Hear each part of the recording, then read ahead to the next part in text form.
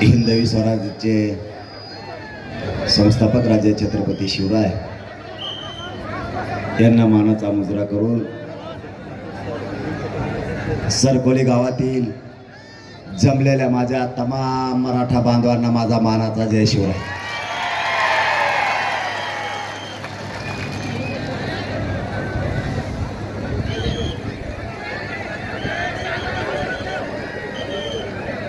अरे तुझा कॅमेरा एकदा सेट करून खाली बस.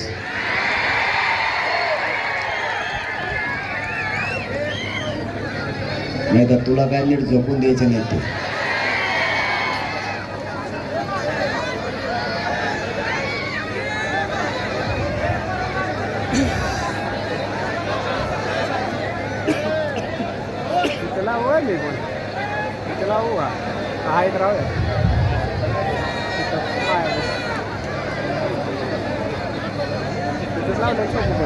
मला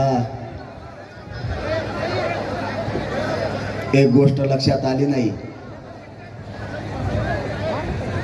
मराठा समाजानं आपण ज्यावेळेस या समाजासाठी दौरा काढला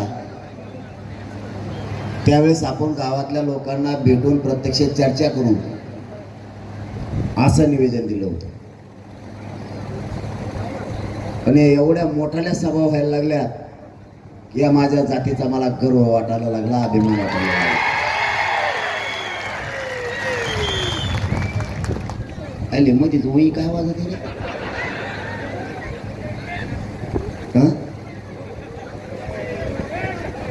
ते नाही रे, कुणीतरी इकडं कोई करत आहेस.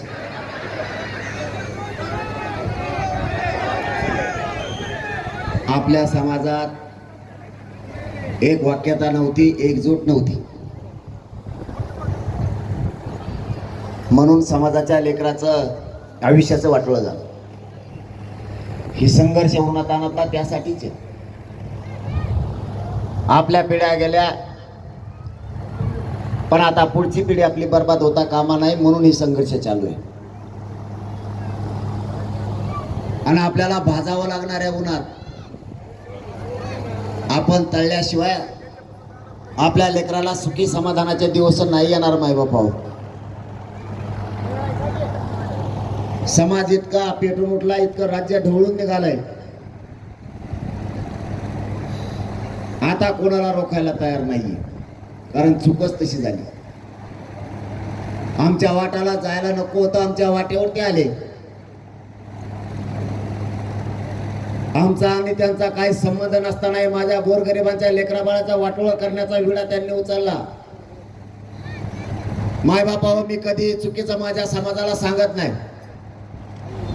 मी एखाद्या वेळेस फाशी घेऊन मरण, पण माझ्या समाजाला खोटं सांगणार नाही. माझ्या समाजाचा माझ्यावरती विश्वास असणारा मी गमावणार नाहीये. जातवान मराठ्यांचं रक्त आहे माझं, कधीही तुमच्याशी गद्दार होणार नाहीये. मी जाणून बुजून कधी कोणावरती आरोप करत नाही, पण माझ्या समाजाचा झालेला अपमान, त्याला दिलेला त्रास मला सहन नाही होत. शेवटी आयुष्य म्हणजे नेमकं काय असतं? आपण आयुष्यात येऊन फक्त आपले लेकरच मोठे करायचे आणि आपला संसारच मोठा करायचा असं नाहीये. आजूबाजूच्या समाजाच्या लेकराला, लेकीबाळीला वेदना किती आहेत, त्याला दुःख किती आहे बघण्याचं काम आपलं आहे. आणि मराठ्यांवरती नेमके तेच संस्कार घडले. माझ्या समाजाला जर भोळ पडत असेल कुणी, माझ्या समाजावरती जाणून बुजून अन्याय करणार असाल तर मी नाही गप्प बसू शकत. काही कारण नसताना माझा साधा प्रश्न आहे सरकारला, मराठेच तुम्हाला जर सत्तेवर बसवते तर आमच्या प्रश्नाचे उत्तर द्या ना. आमचं फडणवीस साहेबांना म्हणणं आहे आणि एकनाथ शिंदे साहेबांना म्हणणं आहे, तुमच्या बावनकुळेने आमच्या नोंदी रद्द केल्या, का केल्या याचं उत्तर द्या.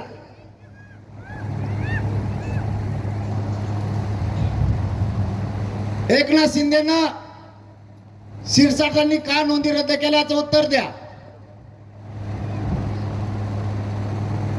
का आमच्या मराठ्यांच्या लेकराच्या मुळावरती तुम्ही उठलात? उत्तर द्यायला जागाच नाहीये. जे 3 वर्षापासून आपण संघर्ष केला आणि पक्का आरक्षण घ्यायचं ठरवलं आणि मराठ्यांना पक्का आरक्षण मिळतंय बघून सगळ्यांनी मिळून कट रचला. काहीही करून मराठ्यांच्या मनात गैरसमज पसरायचा. नोंदी निघालेले प्रमाणपत्र टिकणार नाहीयेत हा गैरसमज पसरायचा. हे षडयंत्र रचलं गेलं आणि 2 दिवस सरकारने मीडिया ट्रायल घेतली. प्रमाणपत्र रद्द केले 4,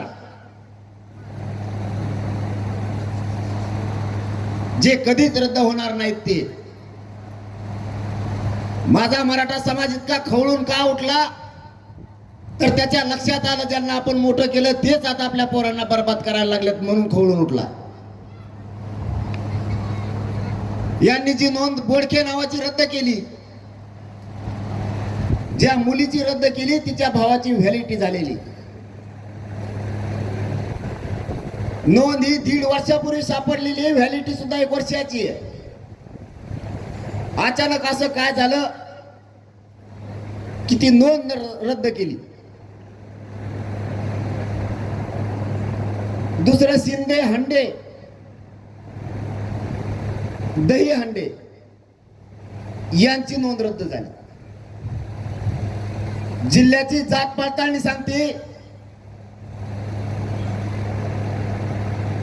या दही हंडेला कुणबी प्रमाणपत्रावरती आम्ही निर्णय देत आहोत की यांना व्हॅलिडिटी देण्यात यावी असा निर्णय जिल्हा जात पडताळणी अधिकाऱ्याने तिघांनी दिला. सकाळी कुणबी सकाळी रद्द, एका रात्रीत. एक तर तुम्ही आयुष्यात आम्हाला काही दिलं नाही, आम्ही कष्टाने मिळवलं ते तुम्ही खाऊ देत नाहीत. नेमकं मराठ्यांच्या लेकरांनी करायचं काय, मराठा समाजाने नेमकं करायचं काय? मी काय चुकीचं बोललो यांना? 1 वर्ष झालं देवेंद्र फडणवीसांना एका शब्दाने मी दुखावलं नाही. आपण आशा ठेवली माझ्या समाजाच्या लेकराचं कल्याण होतंय तर मला राजकारणाशी देणं घेणं नाहीये.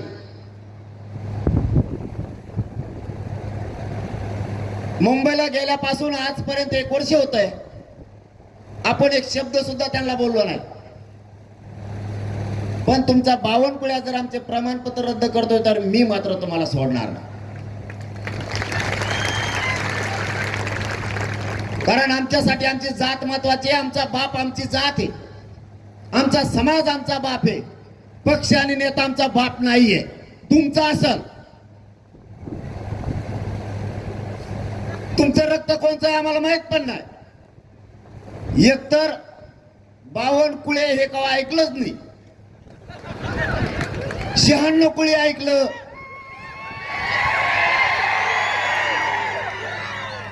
हे 52 कुळे कुंकड असतंय काय माहित. हे एकाएकीच कोणचं कुळ निघलंय. मुळ्यात ऐकलंय बा,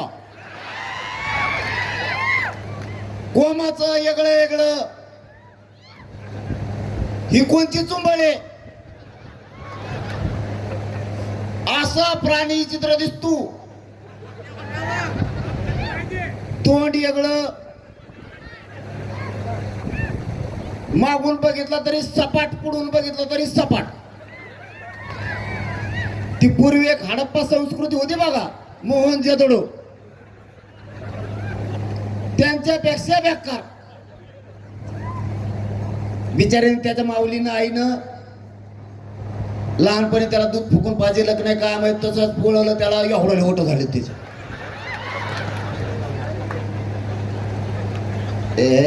एकनं जाऊन ते काय आलं आलपाडवांच्या मध्ये.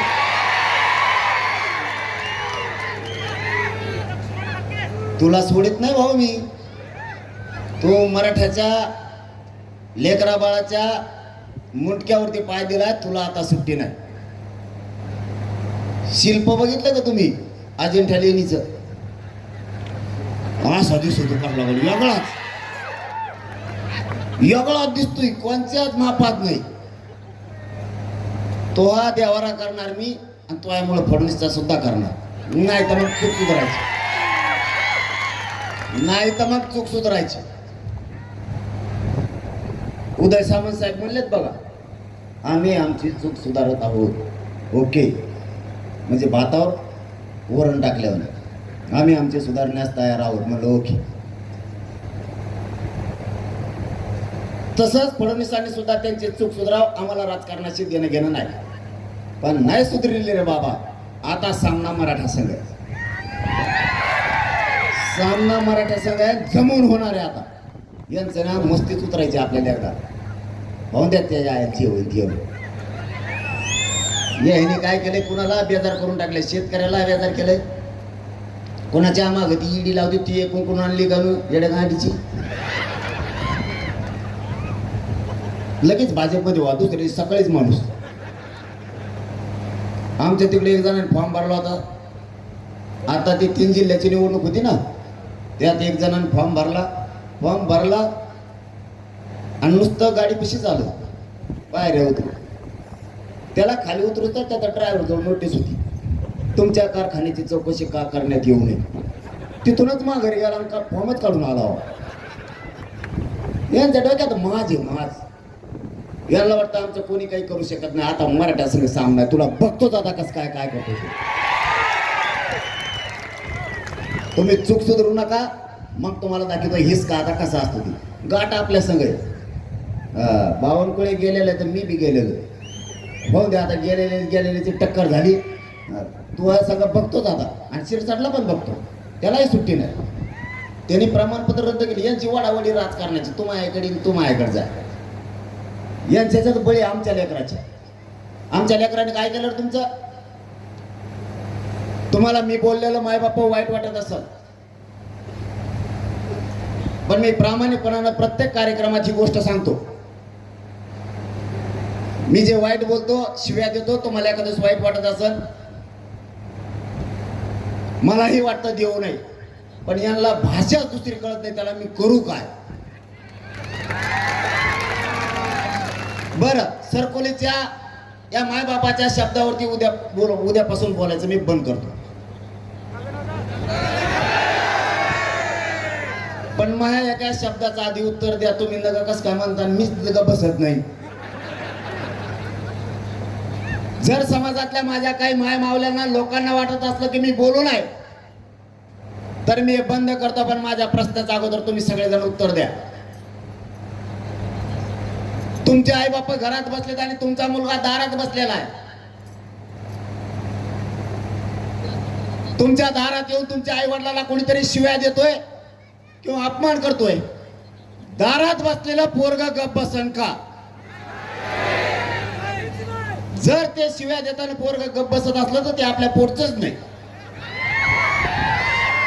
मी माझ्या समाजाला मायबाप मानलाय. माझ्या समाजाचा कोणी अपमान करत असलं, पोरांचं वाटोळं करत असलं, तर मी गप्प बसणार नाही, घोडेच लावणार. आम्ही काय कोणाच्या बापाचं खात नाहीयेत. आमचे कष्ट आम्हाला करावे लागतात.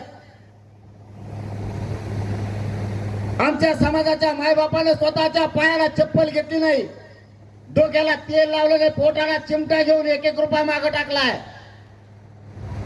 आणि लेकरं शिकवलेत. प्रत्येक आई बापानं माझ्या मराठ्याचं स्वप्न बघितलंय.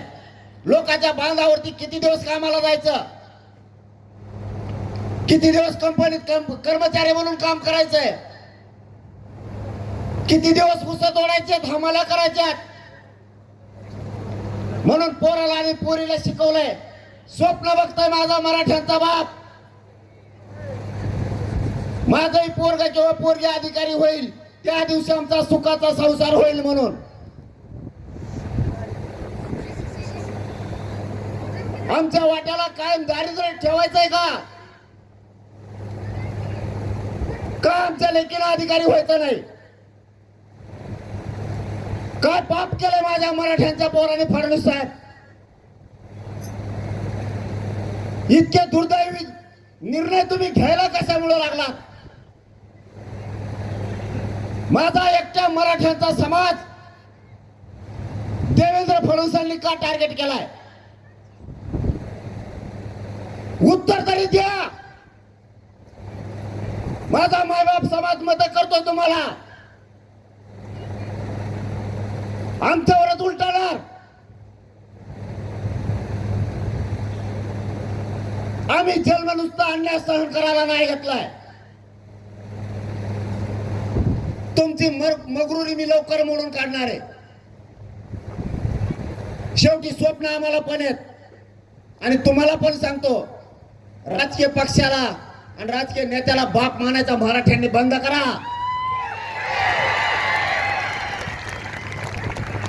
ज्या दिवशी संकट येईल ना, ज्या दिवशी तुम्ही आजारी पडताल, तुमच्यावरती संकट येईल, त्या दिवशी तुमचा पोरगा किंवा पोरगी तुमच्या तोंडावून आणि पाठवून हात फिरायला येणार आहेत.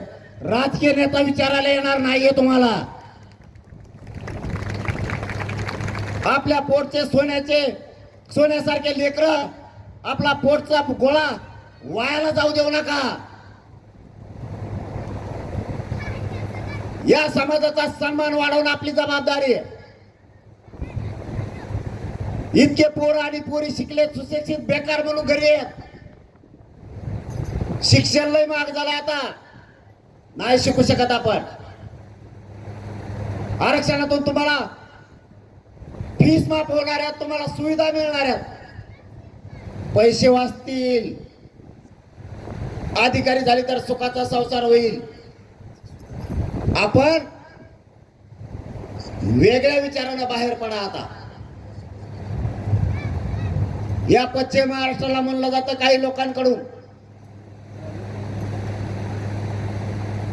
या लोकांचा भाग सदन आहे, यांच्याकडे बागायते आहेत, हे बाहेर येत नाहीत, हे एकजूट होत नाहीत. त्यांना खूप आहे. एकदा सरकोलीत येऊन बघ बरं मराठी किती जमले. काय कोण कोणाला नाव ठेवून भरोसाच नाही. टिंगला करण्यातच अर्धा विषय गेलो. भरोसाच नाही लोकांचा. पश्चिम महाराष्ट्रातला मराठा हुशार झालाय, पहिला पण हुशारच होता, हे त्यांच्या लक्षात नाहीये. कारण मराठ्यांच्या लक्षात आलंय, एखाद्या वेळेस बागायती कमी झाली किंवा शेती जर कमी झाली तर पुढच्या 50 वर्षाचा जर विचार केला, आज कोणाकडे जर 2 एकर वावर असेल तर ते 10 गुंठ्यावर येणार आहे. कोणाकडे 10 एकर असेल ते अर्ध्या एकरावरती येणार आहे. हे हाल होणार आहेत म्हणून लवकरच सावध मराठ्यांनी आत्ताच व्हायचं. तुमच्याच पिकातला उत्पन्न झालेला पैसा वाचणार आहे. पगार वाढला, पोरं नोकराला लागले, तुम्हीच पैशावाले होणार आहेत. म्हणून आत्तापासूनच आपल्या लेकरा बाळासाठी सगळ्या वस्तू, आपल्याला सगळ्या गोष्टी मिळवून ठेवायच्या. ही संघर्षच त्यासाठी सुरू आहे. मी माझ्या स्वार्थासाठी वैरी नाही झालो, या समाजाच्या लेकरा बाळासाठी सरकारचा वैरी झालोय. आणि माझ्यावर तर नुसते षडयंत्रच आहे. कवा उठलं की षडयंत्र. फडणवीस साहेबांचं आणि शिंदे साहेबांचं हे आता डबल शेवटचं षडयंत्र होतं. शिंदे साहेब यांच्यात कस काय मिसळली याचाच मेळ लागला. त्यांचा तांगा चांगला एका बाजूने पळत होता, यांच्या तांग्यात मध्ये घातला आणि स्वतःच चाक होरगडून घेणार आहेत त्या. कारण मराठ्याचा या गर्दीत एकदा जर ते वर काढले की वर काढलेच, पुन्हा उठाव नाही होत. ज्यांना काड्या करायची सवय ते करणारच, पण 52 कोळ्याला मानावं लागत. हो ना यार, त्याला मानावं लागत. त्यांनी देवेंद्र फडणवीस पुरा अडचणीत आणलाय. काय ठरलं का काय त्याचं यावल्याचं त्याचं. आपण खोटे आरोप करतो का? मी म्हणलो गावा या आरक्षणात काडी घालायचं काम छगन भुजबळनी केलं, धन्यानी केलं. आपण खोटे आरोप करतच नाही. आपल्याला खरं बोलायची सवय. जेव चुकला त्याचा निटोबा काढायला मी आहे, तुम्ही टेन्शन नाही. त्याची मथुरा पाण्यातच बुडीणार आहे मी. लय वळवळ करतो ना, त्याचं काळजी नका करू तुम्ही. त्यांचं आधीचं कसं होतं ना आताच कसं आहे बघितलं असेल ना. आता फक्त एवढंच असं करते ते बस. दोनदा तीनदा हाली देत आहे का चकमाला येते तर वरून बघत लावला कशाला ते करतो मी. त्याचं जाऊन ते सोडून दे. ते चिल्लर झालं आपल्या पुढं आता.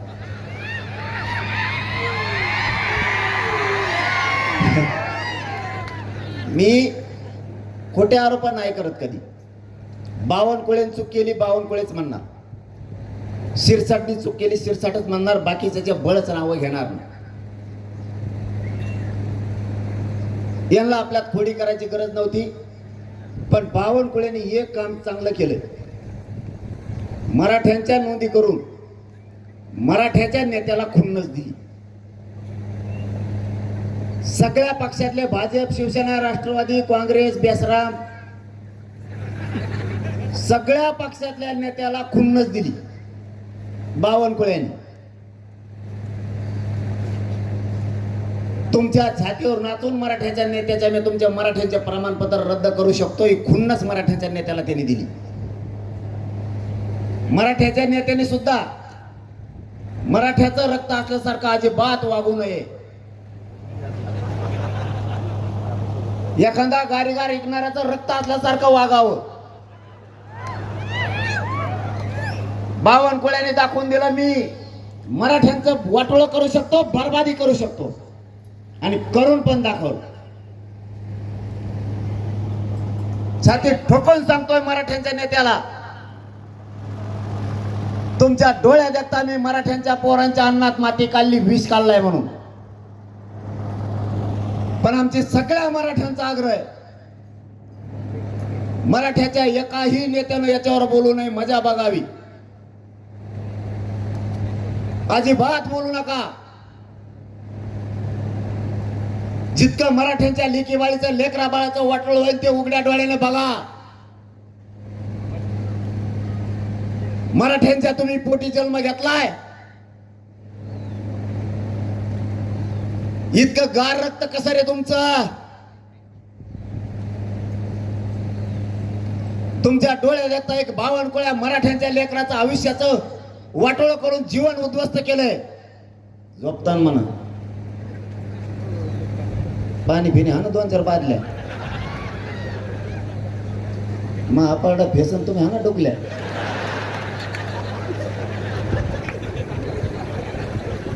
लयच अवघड कलाय हो. आपण ना फुगीर झवणीच लय येत. आपण फुगिरीच्या बाहेरच जायनात आणखी. तो मोबाईल पडला ते लाईव्ह काय होतं ती त्याचं ध्येय नाही. बावनकुळ्याचं इंजेक्शन आता त्या बावनकुळ्याला जनावरांचं इंजेक्शन दिल्याशिवाय किंवा बी ठेपायला येत नाही. आपण फक्त मोठ्यापणातून बाहेर आहे. आपली नस लोकांना कळाली. मराठ्यांना काय बोलल्यावरती काय होतं. टाइम आहे तुम्हाला बोलू का.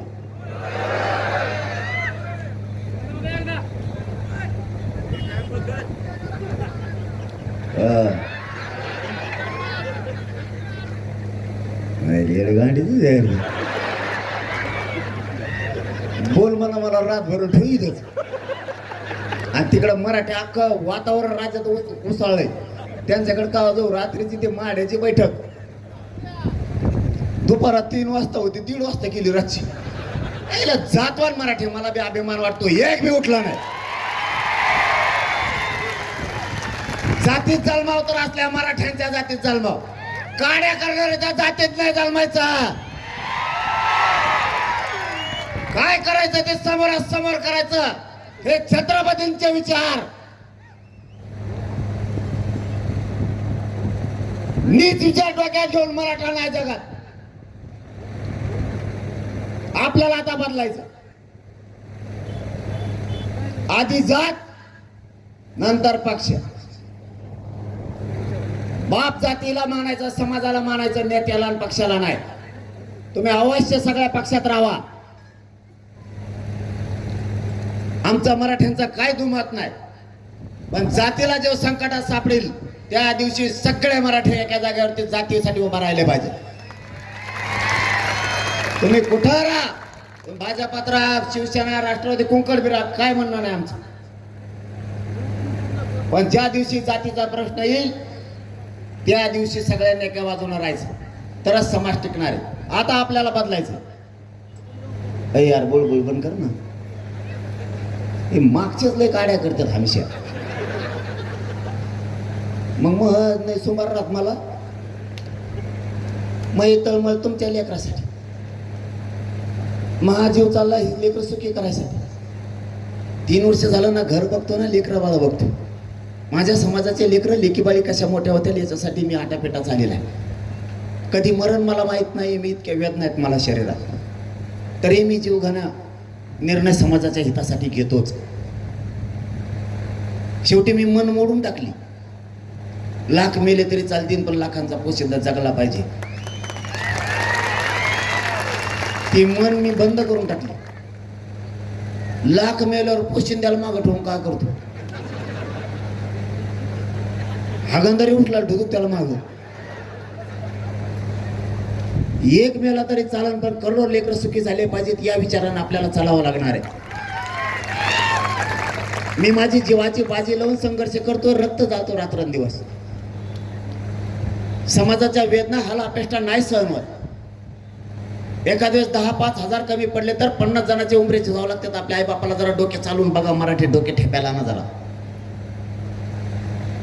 10 जणाला विचारून व्याजानं पैसे काढून पोरग किंवा पोरगी शिकावं लागते. आणि नोकरीने लागलं तर उभं आयुष्याचं उद्ध्वस्त होऊन जात आहे. 1% हुकलं तर पोरग घरापर्यंत रडत येत आहे. आपल्यात काही म्हणणारे आहेत की आपल्याकडे भरपूर आहे, कधी उडण माहीत होणार नाही, लय मस्तीत राहू नको. रावण बी असाच म्हणत होता, माझ्याजवळ लय होतो, बायको नाही सापडली, पोरग नाही सापडलं. मस्तीच्या बाहेर येऊयात, युग खूप बदललंय. लोक जगाच्या प्रवाहाप्रमाणे वागायला लागलेत. आपल्याला पण बदलावं लागणार आहे. लोकांनी आपली नस ओळखली. एक तर आपल्याला चांगलं कोणी सांगत नाही. आपल्याला जुनं आठवण करून देणारी संख्या लय मोठी आहे, बावनकुळ्यासारखी. चांगलं कोणी सांगतच नाही. आपल्याला पुरे विचार बदल करावा लागणार आहे. आपल्याला लोक फुगिणारे नाहीये. इथून पुढं मराठ्यांनी फुगायचं नाही, फुगीर वागायचं नाही. पैशावर व्हायचं, कष्ट करू, मग शान के साथ इन करून गोगल लावून हिंडायचं. रात्रंदिवस आई बापा संग शेतात कष्ट करू लागायचे. मिळेल ती नोकरी करायची, लागल ते व्यवसाय करायचा आणि चिकाटीना करायचा. 2-3 दिवस हॉटेल टाकी तर 15 दिवसांनी बंद. गेला म्हणले साहेबाच्या प्रचाराला, पॉम्पलेट चिटकायला कोणीच नव्हते. साहेब माझ्या परिवारातले जवळचे, साहेबामुळे मला जावंच लागतं. साहेबाची मान खाली होता कामा नाही. आणि याचे आई बापा मेले शेतात कामं करू करू, आणि याला साहेबाची मान खाली नेऊन द्यायची. साहेब याला इचिरित नाही. एखाद बारका मातीशी 150 रुपये प्यायला देत असं, त्याच्यावर त्या 150चे सगळ्या गावाला विषय देत येते.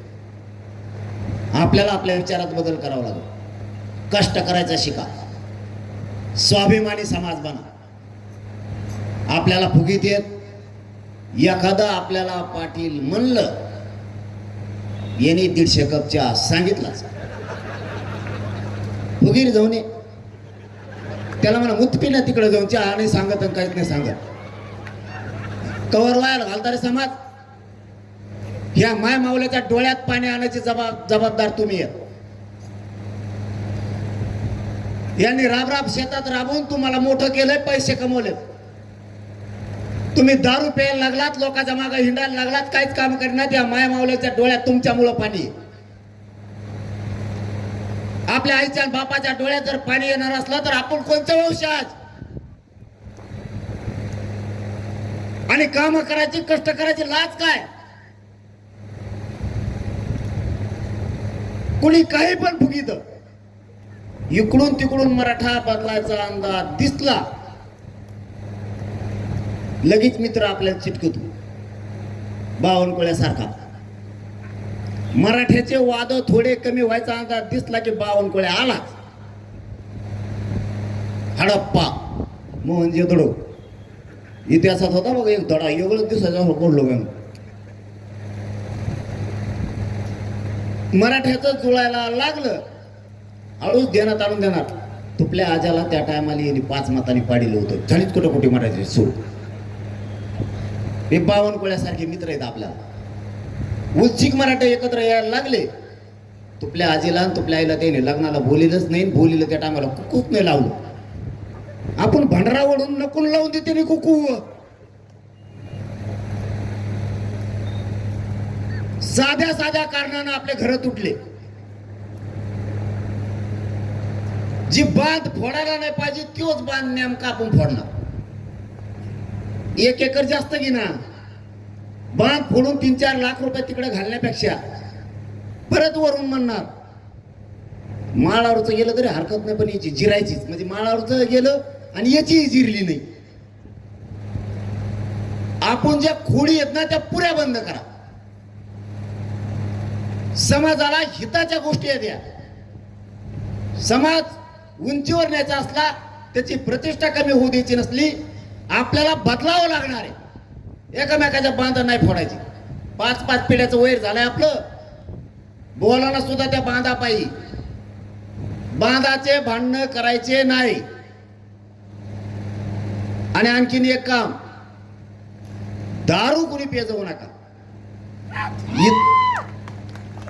पेणारच आढळला का काय लय उंबली दांडी मला येड्यात काढी ते. गोड बोलून खाली उतरी देत, चला चला थोडत जायचं आणि मलाच होरगडी देत. आणि बाजूला सारखा सारखा तेच म्हणतात आणि मलाच तुडी देत. आणि बाजूला सारखा म्हणतात सरके तू कुणाला मला चिवरू बेजार केलं. एवढ्या जागेत मग ढोपर मोड होते हाणून. हे कोपर हाणतोय ते कोपर हाणतोय काही गुडघ्याने हाणतात असे. आणि परत म्हणतात पाटाला लागून द्यायचं नाही, पाटील आपले. आणि खपाखप गुडघे हाणतोय मागून.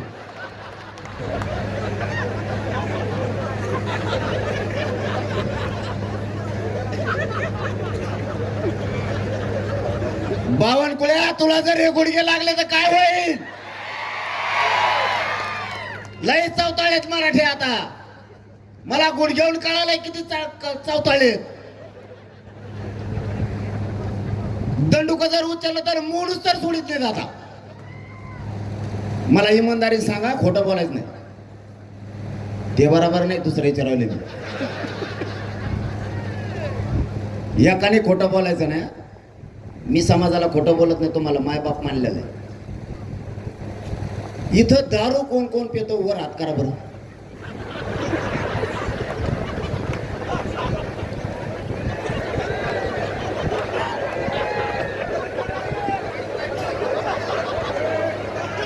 दारू कोण कोण पितो वर हात करा.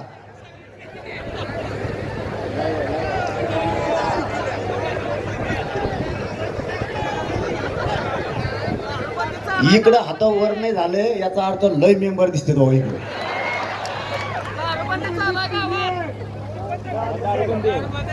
आणि मग तू कुठून पिऊन आला. आता बंद करायची. हा प्यायचे नाही बाबा. आता नाही हाणायची इथून पुढं. बंद नाही टाकीत पाणी पुन्हा त्याच्यात. बंद आजपासून. मावशा हो एक काम करा गाड्या तुम्ही. हे जर दारू पेले ना यांच्या भाकरीच बंद करून टाकाय. मी तुमचा भाऊ म्हणून तुमच्या मागे भाकरी बंद करा यांच्या सगळ्याच्या. तवाई ठेपेली ते लाजा धरू आपण थोड्या. हे बघा सोन्यासारखे लेकरं तुमच्या घरी आहेत. ज्यावेळेस बाप घराच्या बाहेर जातो ना लेकराला माहित नाही संध्याकाळी येताना बाप कसा येणार. पाहुणे रावळे लय नाव ठेवतात, आपल्यावर हसणारे लई आहेत. उगाच व्यसनाच्या आरी जाऊन समाजाने तुमचं कुटुंब नका बरबाद करू. माझ्या काय बापाची पेत नाही येत तुम्ही. तुमच्याच पासून लोक तुटतात. इज्जतीचा पंचनामा करू नका. दारू फिरू ह्या गोष्टी बंद करून टाका सगळ्या. आणि आपल्या महाराष्ट्रातल्या आरक्षणातल्या सगळ्या नोंदी आपल्याला मिळवायच्या. 58 लाख नोंदीचे प्रमाणपत्र घेतल्याशिवाय आता 29 ऑगस्टला माघार घ्यायची नाहीये. आणि त्यांच्या नेमकं ते डोक्यात आलंय की यांनी पक्का आरक्षण द्यायचं ठरवलंय. म्हणून हे मागचं 4 दिवस जे 4 नोंदी रद्द केल्या ना, त्याचं मूळ कारण ती आहे. जर 58 लाख नोंदीचे प्रमाणपत्र मराठ्यांना दिले तर 2.5 कोटीपेक्षा जास्त मराठा समाज आरक्षणात जातो. आणि एकदा जर मराठा समाज सुधारला तर जगाच्या पाठीवर प्रगत जात म्हणून फक्त मराठ्यांची असणार आहे. यांना 58 लाख नोंदीचे प्रमाणपत्र मिळू द्यायचे नाहीत. याच्यासाठी गैरसमज मराठ्यात पसरला. पण खरंच मी पण नशिबाने, मराठा समाजही नशिबाने, नियती आपल्या मराठा समाजाच्या बाजूने होती म्हणून जमलं. यांनी 4 नोंदी रद्द करून मराठा समाजात गैरसमज पसरला की हे प्रमाणपत्र टिकणार नाहीये, त्या नोंदी टिकणार नाहीये. यांनाच माहित होतं की हेच पक्का आरक्षण आहे. 150-200 वर्षापूर्वीच्या नोंदी आहेत त्या रद्द नाही करू शकत. कारण स्वातंत्र्यपूर्व काळात जे कोणाची जात जनगणना नोंदली होती त्यावेळेस हेतू नव्हता. या हेतूमुळं ही जात लावत आहोत असा स्वातंत्र्यपूर्व काळात हेतू नव्हता.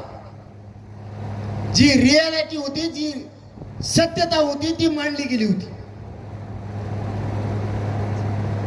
आता हेतू आहे. त्यावेळेस कुणबी नोंद केली गेली.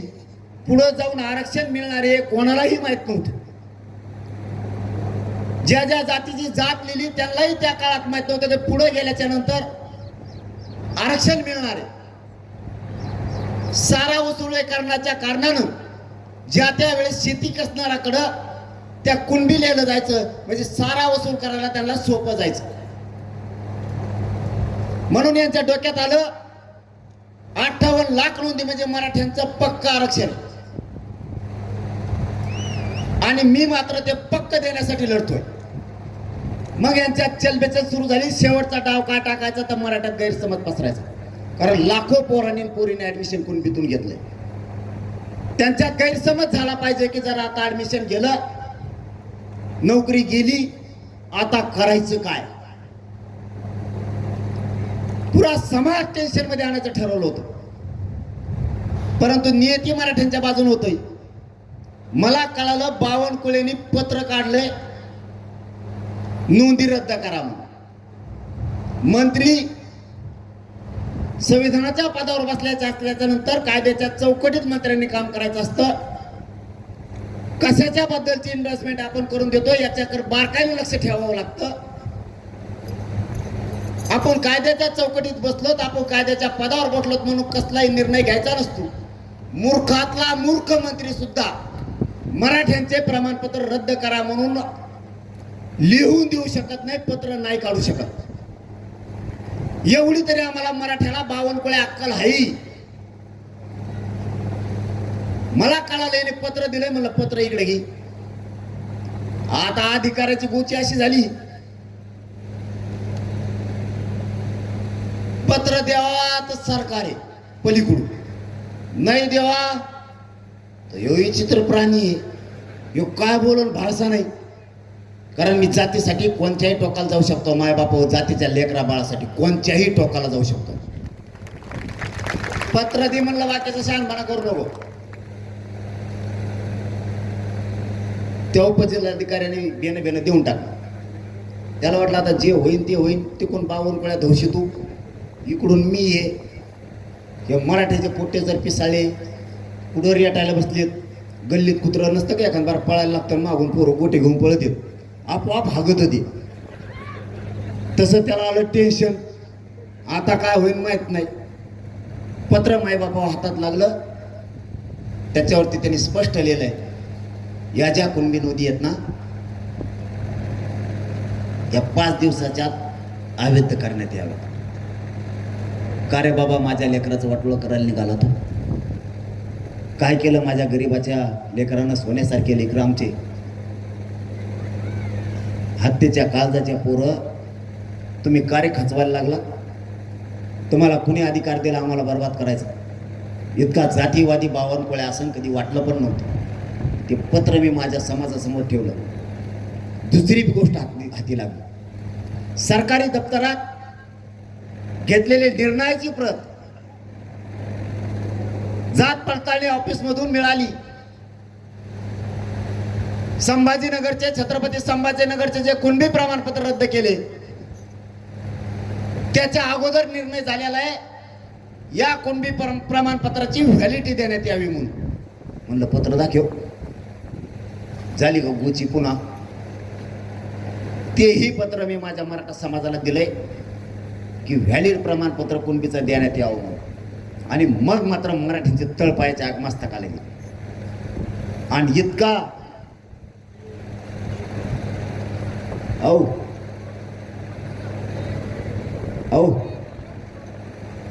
खंडोबा बसू, भैरोबा बसून, यार बसून द्या ना. ते लागत तर त्याच्यात एक तुला माहिती राहू दे ते कोणती ती 50 जणाला एकटा बेजार करतो दे. लय अवघड केले. शेजारचे परेशान झालेले असते ना, अर्धे वासानी आणि अर्धे त्याच्या शाख होकू. तिला मेळ बेकार असतो. जा म्हणल्यावर तर ते जास्त एडवून करतो. त्यामुळे जा म्हणू नका, तुम्ही ध्यान देऊ नका. दोनही पत्र आपल्या हाती लागले आणि मराठ्यांच्या लक्षात आलं खरं असून सुद्धा रद्द केलं जात आहे. माय बाबा मी तरी काय करू. तुम्हाला खरं आरक्षण दिलेलं असून सुद्धा सरकार दबावपोटी जर रद्द करणार असलं तर तुम्हाला सरकारचा बाप व्हावा लागेल. तर वाटते करणे तर कधीच मराठ्याला मोठे नाही होऊ द्या, कधीच नाही. तुमचं सत्य असून जर जात आहे तर खोटं तर टिकूनच देणार नाही. त्या दिवसापासून अशी महाराष्ट्रात लाट उसळली की प्रचंड मोठी. आता माझी तुम्हाला एकच विनंती. त्यांचं एक षडयंत्र हे शेवटचं होतं ते हाणून पाडलं. त्यांच्या डोक्यात होतं सातारा संस्थांचं आणि कोल्हापूर संस्थांचं गॅजेटेड हे द्यायला लागलाय हे पक्का आरक्षण. कारण त्याच्यात 3,85,000 नोंदी आहेत. 6.5 लाख पेक्षा जास्त मराठा समाज आरक्षणात चाललाय. सुधारला अख्खा पश्चिम महाराष्ट्र. करोडो लेकरांचं कल्याण होणार आहे, करोडो. त्यांना ते द्यायचंच नाहीये म्हणून हे माझ्या पुढं संकट त्यांनी आणलं होतं की हे आरक्षण टिकणार नाही, या नोंदी टिकणार नाहीत. तुम्ही व्हॅलिड झालेला रद्द करायला लागलात मराठ्याला, तेवढं तरी कळतं ना. आता तुमच्याकडं एकच जबाबदारी. आपल्या समाजाच्या लेकरावरती संकट आलंय. या संकटात समाजाच्या बाजूने उभा राहा. सगळ्या पक्षातल्या नेत्यांना मराठ्यांच्या माझं आव्हान आहे. बावनकुळ्या जर जातीसाठी करत असेल खोटं काम तर सगळ्या पक्षातल्या मराठ्यांच्या नेत्यानं जातीसाठी खरं काम करायला तुमचे लेकरं मराठ्यांच्या संकटात आले. तुम्ही जर मराठ्यांच्या बाजूने उठले नाही तर आम्हाला काही दिवसांना असं म्हणायची वेळ येऊ देऊ नका की तुमचं मराठ्यांचं रक्त आहे का नाही. तुम्हाला खूप जड जाईल त्याच्यानंतर. सगळ्यात मोठी ताकद मराठ्यांची गरिबाची. तुमचं राजकीय अस्तित्व उद्ध्वस्त करायची ताकद मराठ्यात. हे जे मंत्री जाणून बुजून करायले यांच्या माग सगळ्या मराठ्यांच्या नेत्यांनी लागलं पाहिजे. खोटं तुमच्या डोळ्यात व्यक्त करायला लागला, तुम्ही गप कसकाच बसला.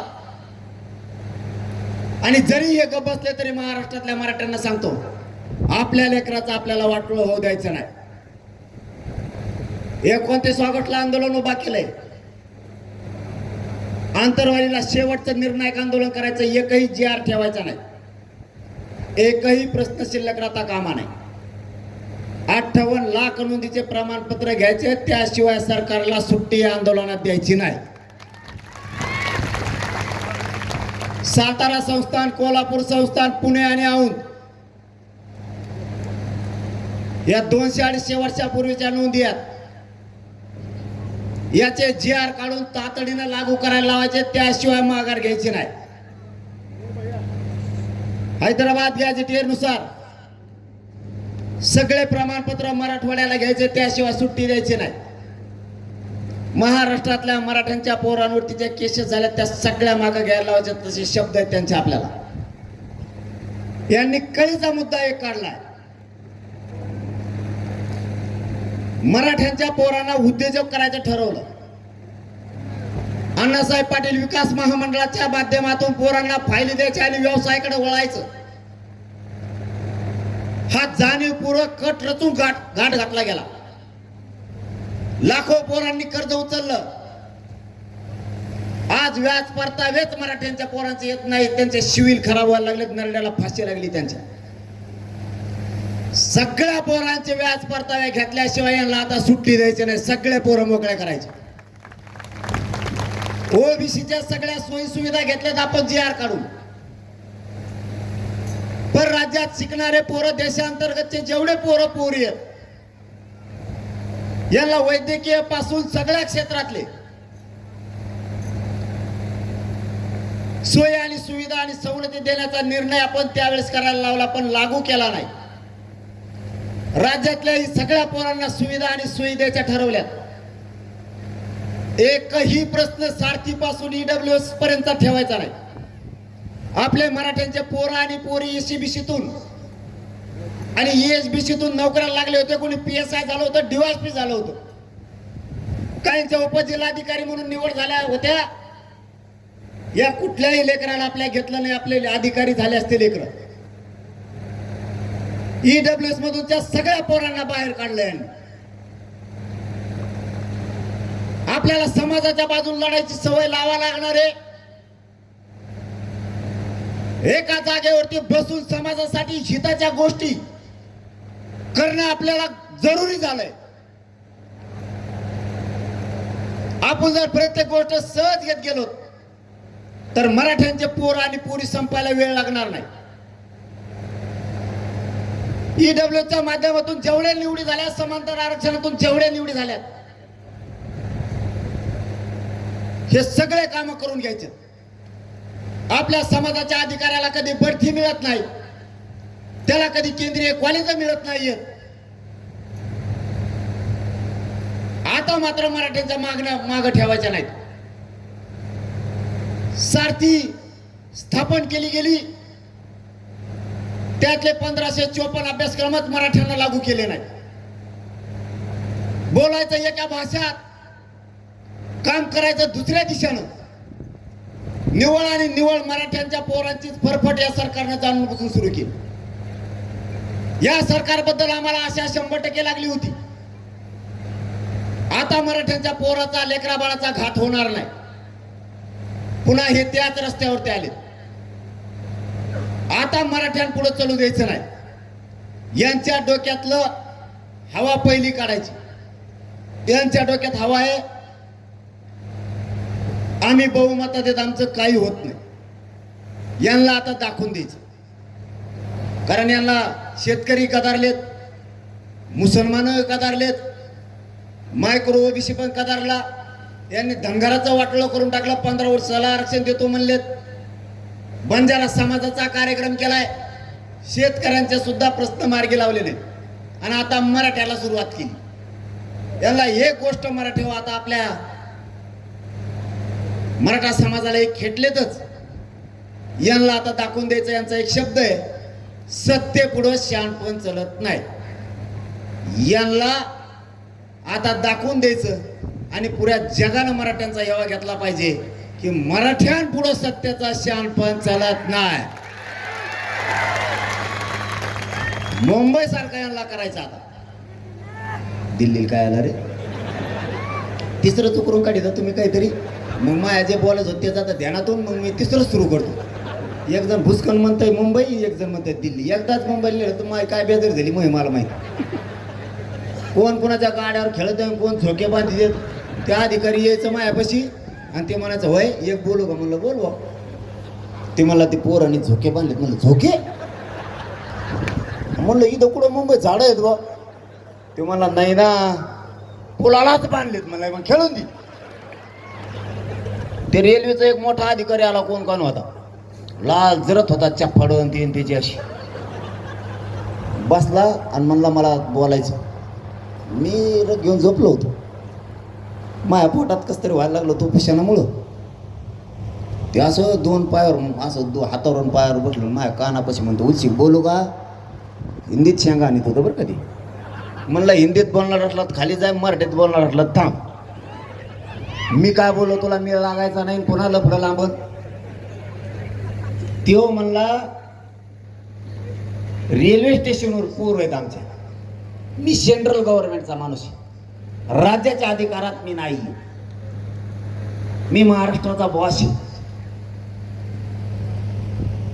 खा म्हणा, झोपा म्हणा, आराम करा, पोरांना फक्त एक काम बंद करा. म्हणलं काय?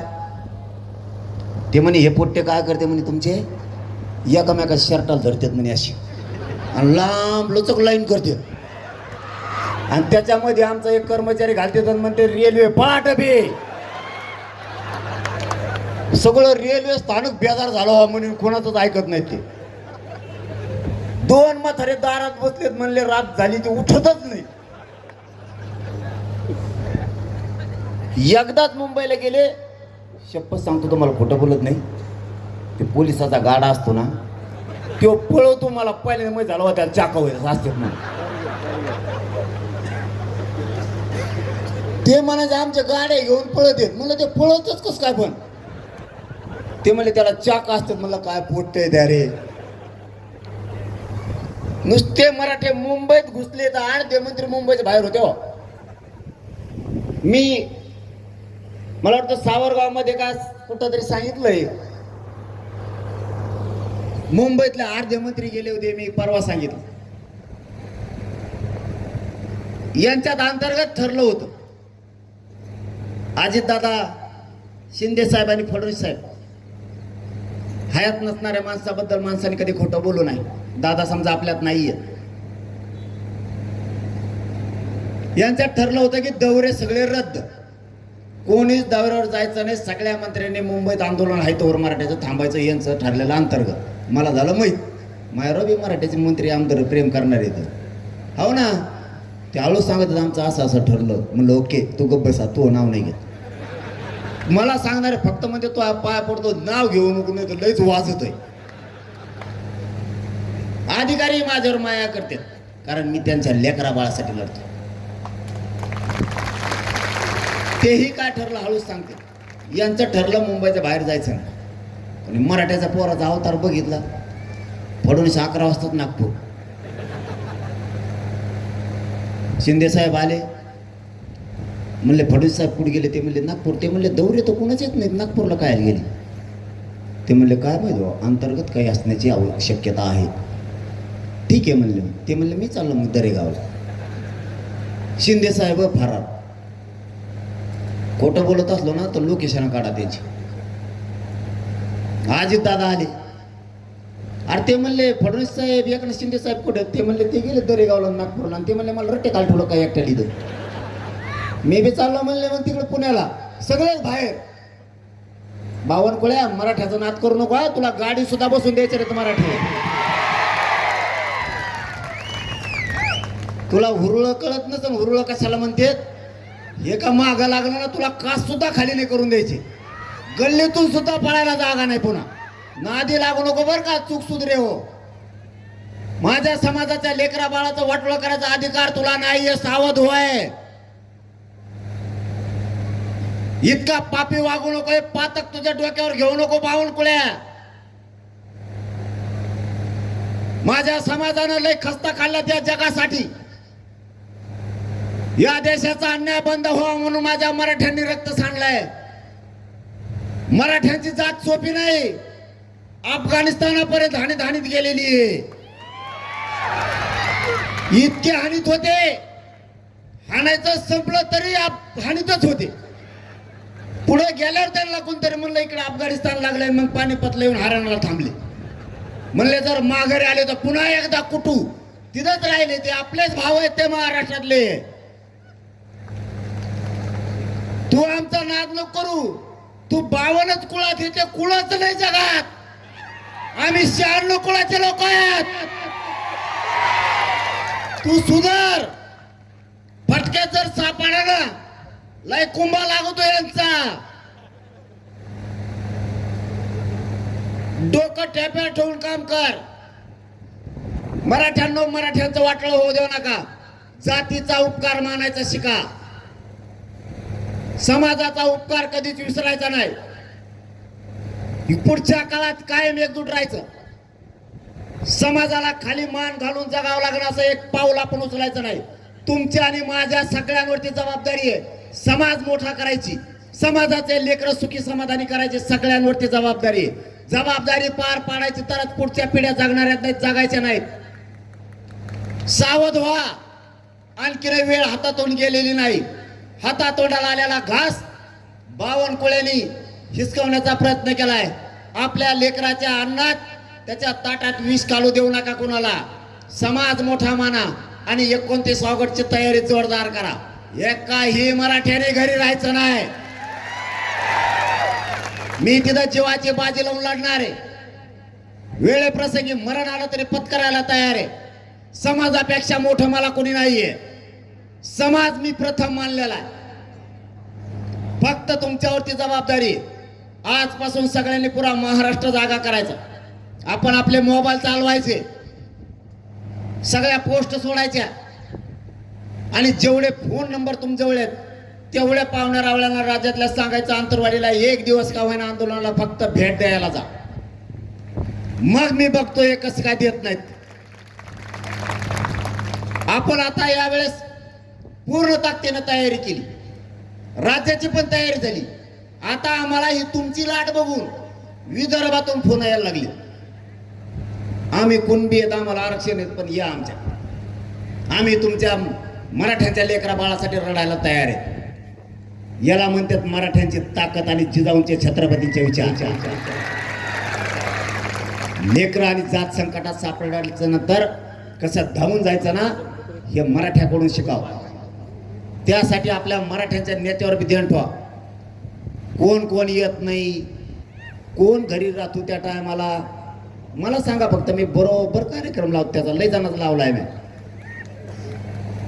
बारीक लक्ष ठेवायचं येतोय का नाही.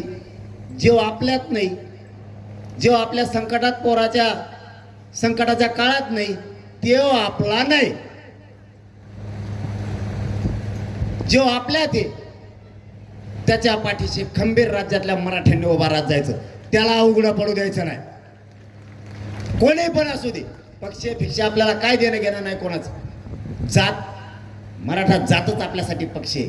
जगाच्या पाठीवर एवढा मोठा बलाढ्य मराठा समाज, याच्यापेक्षा पक्ष मोठा पाहिजे कोणचा. फक्त उद्यापासून तयारी करा. एकाने सुद्धा शांत बसायचं नाही. गावोगावी जाऊन बैठका घेऊन घराघरातल्या मराठ्यांना सांगायचं आणि आंदोलन मात्र शांततेत करायचं. कुणी जाळपोळ दगडफेक करायची नाही. शांततेत, नुसते मराठे शांततेतच मुंबईत आलती. एका झटक्याच जी आर झाला. आता काहीच राहिलं नाही, फक्त अंमलबजावण्या करून घ्यायच्या सगळ्यांनी मात्र आजपासून कामाला लागा. समाजाची जबाबदारी तुमच्या पण खांद्यावरती आहे. कधी काळी एखाद्या वेळेस मी आसन नसन, कारण शेवटी शरीर आणि मी लई टोकाचं उपोषण करतो. समाजाला उघड्यावर पडून देऊ नका माझ्या. मी तुमच्या चरणाला हात लावून सांगतो, तुमच्या पाया पडून सांगतो, माझा समाज खूप क्षत्रिय आहे, खूप लोकांसाठी लढला आहे. समाजाने खूप कष्ट केले. समाजाच्या सोन्यासारखे लेकरं उघड्यावर पडू देऊ नका. समाजाच्या पाठीशी फक्त उभा राहायचं. समाजाच्या लेकी बाळीला, लेकरा बाळाला एकटं पडू देऊ जाऊ नका. कारण मी कधी हाईन कधी नाही अशी परिस्थिती माझी शरीराची झालेली आहे. सारखे सारखे उपोषण करून करून मला चालण्यापासूनचा त्रास आहे, झोपण्यापर्यंतचा त्रास आहे. मला दिवसातून एखाद्या वेळेस जेवण जातं नाही तर जात पण नाही. मी सत्य हकीकत माझ्या समाजासमोर मांडणार आहे. कधी समाजाला अर्धवट सोडत जाऊ नका. समाजाकडून काही अडचणी जर तुमच्या कानावरती आल्या तर जबाबदारी खांद्यावर ठेवत जा. समाजाचे सोन्यासारखे लेकरं उघड्यावरती पडून देऊ नका. समाज वाचवायचा आणि समाज मोठा करायचा. यासाठी सगळ्यांनी एकमेकाला मदत सहकार्य पण करत जायचं आणि समाज हळूहळू आपल्याला उंचीवरती न्यायचा. समाजाने जी प्रतिष्ठा कमवलेली ती प्रतिष्ठा कधीच आपण कमी होऊ द्यायची नाही. ही आपल्या खांद्यावरती जबाबदारी. आणि सगळ्यांनी 29 ऑगस्टच्या आंदोलनाची सगळ्यांनी तयारी करा. जिल्हा आणि राज्यभर सांगा. मला आता पुढेही कार्यक्रमासाठी जायचं आहे. तुम्ही इतक्या ताकदीने जमलात. खरंच तुमचा मनापासून मी नतमस्तक आहे. मराठा समाज तुमचा उपकार कधीच विसरणार नाही. धन्यवाद.